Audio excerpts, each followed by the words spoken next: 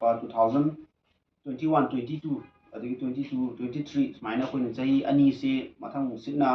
koi class 10 thagadoriba koi thangta gi maheiroising masigi damta aikoina common examination haidana manipur da lariba tongan ba school mayam sida thangta loriba maheiroising gi oiba makoina hayeng metric examination da fazana mai pakpa ngamnaba makoigi study materials jing akoina piba study material pibira kana madu fazana mapung phana pahala kanda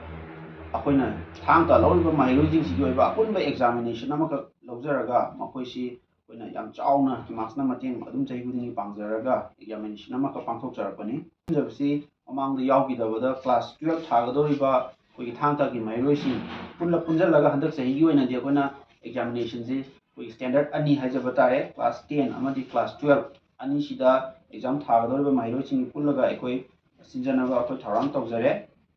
ai basi wana lakadoriba akoigi 2024 gi January gi tang kun ga mathoi akoi nomaijing numit haibadi school khudimangna saruk yawe yana widang nomaijing numit sida akoi examination soidana pangthok jaragani haibe examination sida class 10 amadi 12 thanabagi damta thawang tawbiriba thangta gi maheiroising na saruk yabiyu loinana school authorities singna su haiba common examination asida saruk yahanbiraga koigi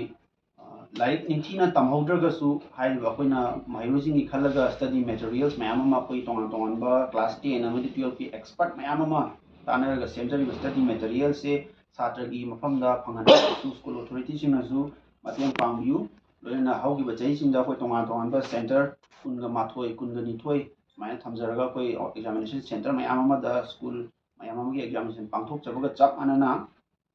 live चाही 2024 की नंगनबगी दंते examination असि कोइ पांगथोक जगनी